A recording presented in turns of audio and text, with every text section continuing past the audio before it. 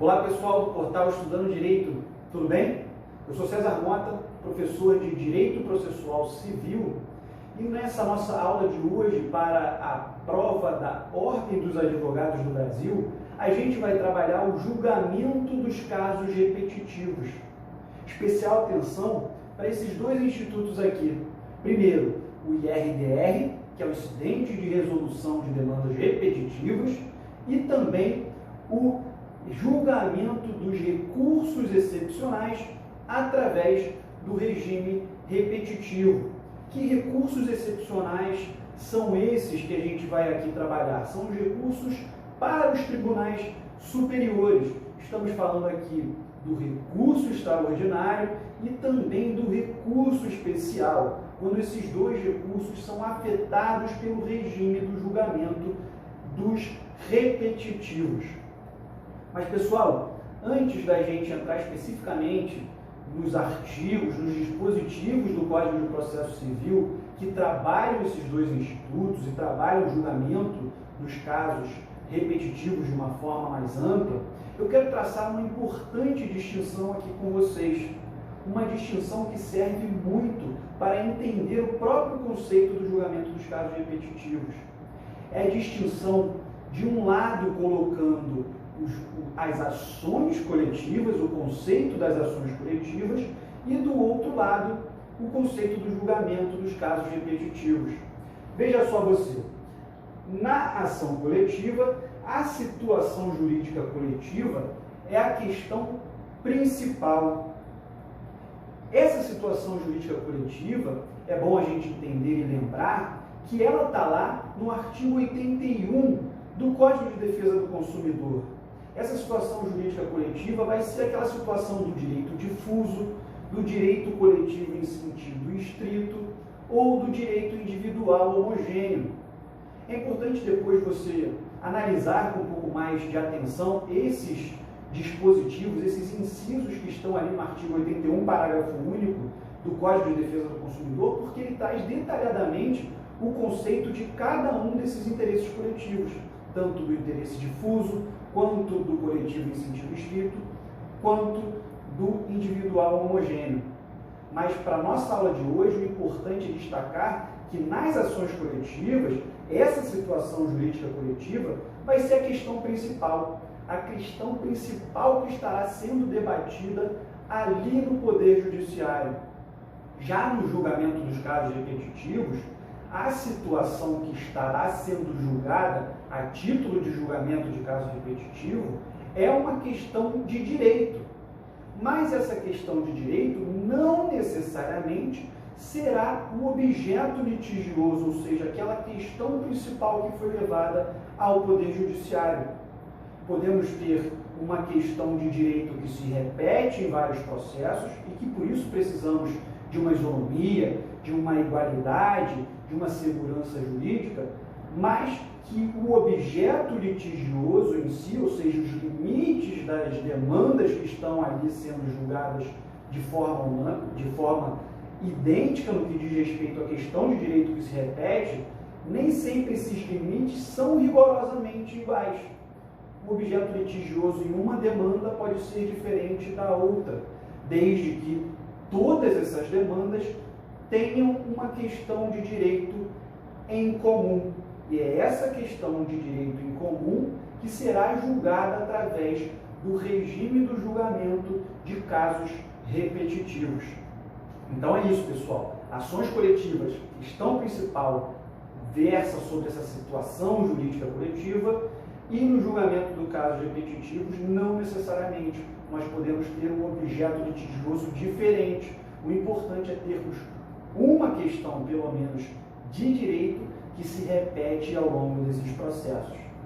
Então, agora que a gente pôde observar e distinguir esses dois conceitos, a gente pode, com mais tranquilidade, dar um passo à frente em direção ao conceito do nosso primeiro instituto que vai ser trabalhado nessa nossa aula de hoje, que é o Instituto do IRDR, Incidente de Resolução de Demandas Repetitivas.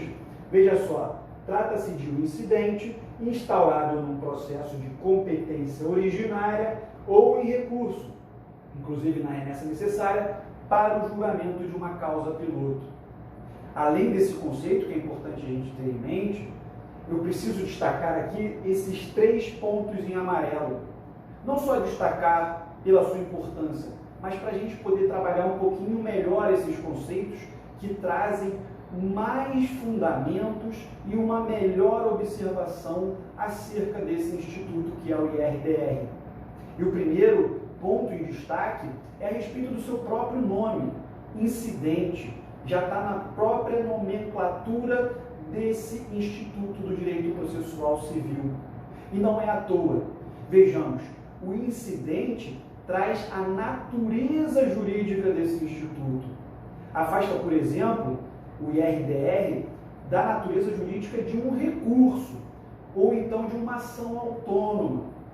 E aí, por exemplo, num recurso, a gente tem toda a teoria geral do direito recursal no Código de Processo Civil.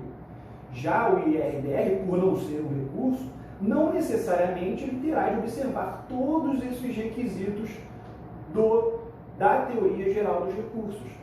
E tampouco terá de observar necessariamente. E por que eu digo necessariamente? Porque nós podemos ter, em alguns casos, em alguns momentos, normas do IRDR que se assemelham à questão recursal ou se assemelham às questões das ações autônomas. Mas não necessariamente, nós vamos precisar de uma norma específica que traga essa necessidade. Mas se não tivermos essa norma específica, não teremos de observar tudo o que teríamos que observar numa ação autônoma, ou mesmo num recurso específico do Código de Processo Civil. E aí a gente continua nesse conceito do IRDR a respeito da sua competência. Veja só o que a gente está trabalhando aqui na competência. A gente está trabalhando questões que serão resolvidas pelo tribunal, ou seja, a competência para julgar o IRDR é do tribunal, não será do juízo de primeira instância, não será analisada por um juiz que está ali vendo o processo de conhecimento pela primeira vez. Necessariamente esse incidente irá para o tribunal, que irá julgar esse incidente e uniformizar aquela questão de direito. E por fim a questão da causa piloto. Veja só, a gente acabou de conversar e a gente acabou de entender que no IRDR e também nas causas, em todas as causas de julgamento repetitivo, nós vamos ter uma questão de direito que se repete em vários processos, mas nós temos objetos litigiosos diferentes, ou seja, nós temos demandas diferentes, os limites das demandas podem ser diferentes em todos esses processos. Ocorre que no IRDR, um desses processos, que tem a questão de direito que se repete, será pensado para julgamento pelo tribunal. E quando ele é pensado, ele vai para julgamento tanto dessa questão de direito que se repete, quanto as outras questões específicas daquele processo que foi pensado. Então vejamos, nós temos o julgamento daquela causa piloto. Temos vários processos em que uma determinada questão de direito se repete, mas a demanda pode ser diferente. Entretanto, naquele processo específico que foi pensado, será julgado tanto a questão de direito que se repete, quanto as demais questões que estão ali naquele processo. As questões de direito serão devolvidas para serem julgadas da mesma forma nos outros processos, mas as outras questões que não são iguais poderão ser avaliadas e apreciadas pela primeira vez pelo magistrado da onde esse processo ficou suspenso. Então, essa é a distinção, ou seja, não temos, por exemplo, esse pensamento para o tribunal que poderia simplesmente julgar apenas a questão de direito que se repete, devolvendo o processo para julgar as demais questões que estão ali nos limites daquela demanda. Mas esse não é o caso. O processo pensado há o julgamento tanto da questão principal quanto da questão que está ali exclusivamente naquele processo. Isso a gente enxerga lá no artigo 978 do Código de Processo Civil. É importante porque isso está expressamente delimitado ali no artigo 978, ou seja, julgamento tanto dessa questão de direito quanto dos demais limites ali daquela demanda. E agora a gente fecha esses 3 pontos importantes da gente analisar um pouco mais de profundidade, ou seja, a natureza de incidente, a competência do tribunal e o julgamento de uma causa piloto, ou seja, se julga a tese daquela questão de direito que se repete e também as outras questões daquela demanda que foi pensada para o tribunal. E aí, agora que a gente viu essas questões, é importante a gente pular para os requisitos de admissibilidade do IRDR. E esses requisitos, eles estão lá, olha, no artigo 976 do Código de Processo Civil. São 3 requisitos importantíssimos. O primeiro deles, efetiva repetição de processo em questões exclusivamente de direito. Olha só, exclusivamente de direito. O que isso quer dizer?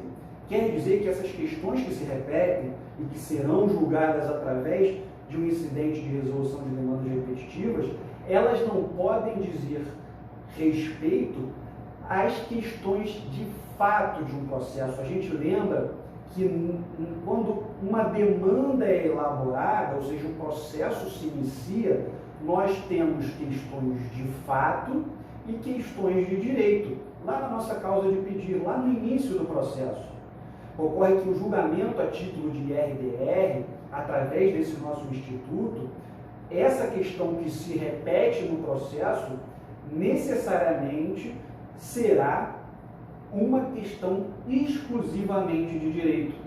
Não podemos observar questões de fato que se repetem em vários processos, pegar essas questões de fato e levarmos para um julgamento repetitivo através do IRDR. Não é possível. Não estaremos cumprindo um dos requisitos do IRDR. Que requisito é esse? Que a questão que se repete seja exclusivamente uma questão de direito, ou seja, uma questão de avaliar a aplicação de uma determinada norma jurídica. O segundo requisito é o risco de ofensa à isonomia e segurança jurídica. Esse é o objetivo maior dos julgamentos de casos repetitivos, ou seja, trazer uma igualdade de julgamento em todos aqueles casos em que a questão de direito se repete. Ou seja, o Código de Processo Civil, ele busca um instituto que traga essa igualdade de tratamento em casos iguais. E, por fim, esse terceiro requisito diz respeito à ausência de afetação de repetitivo. Que repetitivo é esse? São os recursos excepcionais que são afetados para julgamento repetitivo, que a gente já vai ver. Mas o que eu quero dizer aqui? Que o IRDR ele precisa cumprir esse terceiro requisito no seguinte sentido: se nós tivermos um recurso especial afetado para julgamento repetitivo ou um recurso extraordinário igualmente afetado para julgamento através dos casos repetitivos, nós não poderemos ter um IRDR. E, logicamente, que a afetação desse recurso excepcional precisa ser na mesma matéria que seria trabalhada através do IRDR. E assim, tendo a afetação do recurso excepcional, não poderemos ter um IRDR sobre aquela mesma matéria de direito que se repete ao longo de alguns processos. E aí, agora que a gente conseguiu delimitar bem as questões envolvendo o IRDR, é importante a gente dar um passo mais à frente até os recursos excepcionais repetitivos, como a gente conversou no início, o recurso especial e também o recurso extraordinário, os recursos para os tribunais superiores, recurso especial para o STJ e o recurso extraordinário para o STF. Esses dois recursos excepcionais, por que excepcionais? Porque eles são para os tribunais superiores e têm uma abrangência menor, ou seja, o objeto desses recursos são menores, então esses recursos excepcionais, eles podem ser afetados e julgados através do regime repetitivo. Mas olha bem aqui o conceito do repetitivo.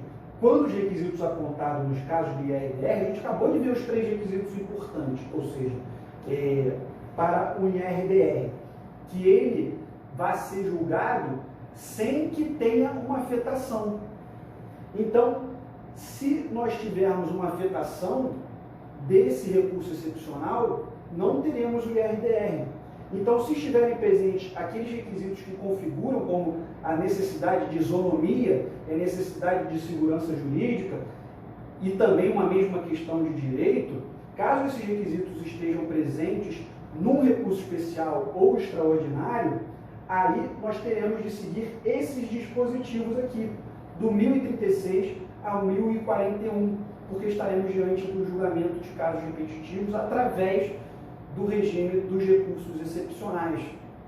Esses dispositivos se comunicam muitas vezes, mas a gente precisa observar algumas distinções, e a principal delas diz respeito à própria natureza jurídica que a gente acabou de conversar. Ao passo que o incidente tem a natureza, obviamente, de um incidente, o recurso tem a natureza de um recurso, e essas naturezas trazem distinções. E por isso a necessidade de você entender cada um dos elementos que compõem esse determinado instituto. E veja só no que diz respeito à instauração. Nós vamos ter aqui na instauração, no 1036, o regime dos repetitivos. Já no regime do IRDR, a gente vai ter no artigo 977. Então é importante você observar um dispositivo junto com o outro, ou seja, o 977 para o IRDR e o 1036 para os recursos excepcionais. Olha só, observa só o seu artigo 1036. Ele diz que a instauração dos recursos repetitivos será provocada pelo presidente ou vice-presidente, dependendo do regimento interno, ou pelo relator no tribunal. Ou seja, nós temos recursos excepcionais sendo interpostos, o presidente de um determinado Tribunal de Justiça ou do TRF, ele analisando a necessidade de isonomia entre diversos processos que tratam sobre a mesma questão de direito, ele instaura o regime repetitivo. Ou então, se estivermos já no Tribunal Superior, essa instauração será feita pelo relator no tribunal. Agora, observe o dispositivo do IRDR no artigo 977. Ele traz que essa instauração ela pode ser feita pelas partes. Na verdade, não é a instauração. A instauração é feita pelo presidente do tribunal. Mas esse requerimento de instauração do IRDR poderá ser feito pela parte, poderá ser feito pelo juiz, poderá ser feito pelo Ministério Público. Há o requerimento para o presidente do tribunal e o presidente do tribunal, avaliando a necessidade do caso, instaura ou não aquele IRDR. Já nos recursos repetitivos não há esse requerimento feito pela parte. O próprio presidente do tribunal ou o relator, se estivermos nos tribunais superiores, analisando a necessidade, irá instaurar aquele recurso repetitivo. E essa é a nossa distinção. E uma outra distinção importante é a respeito da retratação.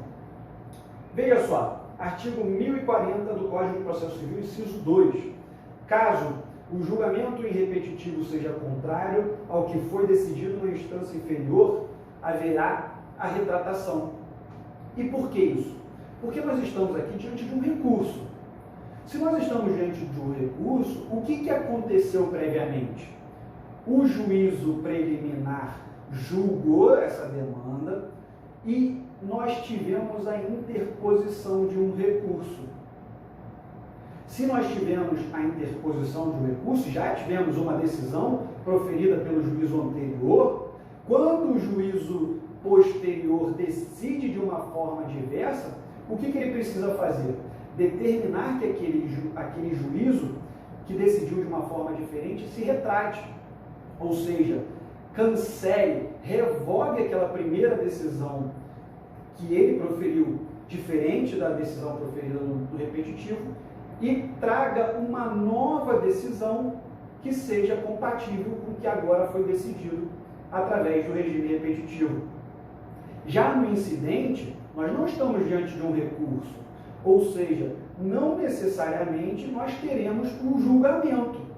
Pode ser que o processo esteja se desenvolvendo e dentro daquele processo que está se desenvolvendo, há um pedido de instauração do IRDR. E caso esse IRDR seja realmente instaurado, repito, a gente não teve um julgamento desse processo, nós não tivemos uma decisão que necessariamente faz com que seja obrigatório a interposição de um recurso para não haver a coisa julgada.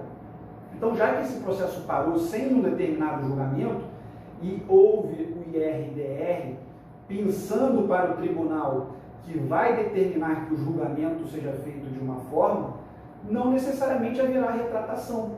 O que haverá aqui é o próprio julgamento.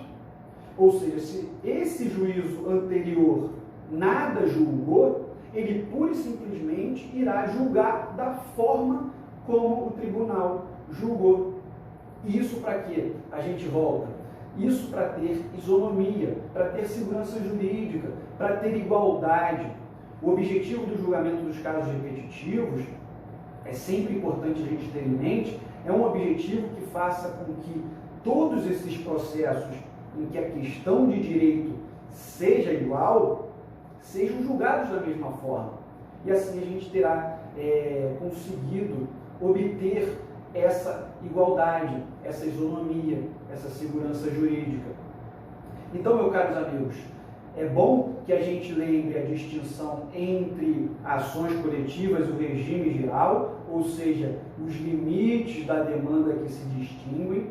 É bom que a gente tenha em mente a natureza jurídica, muitas vezes aqui trazendo distinções necessárias, mas principalmente é importante que a gente tenha em mente que o objetivo é fazer com que casos que tenham questões de direito iguais sejam julgados da mesma forma.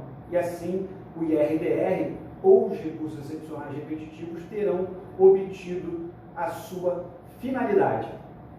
Então é isso, pessoal. Meu muito obrigado, um forte abraço, vamos aos estudos e até a aprovação da prova da Ordem dos Advogados do Brasil.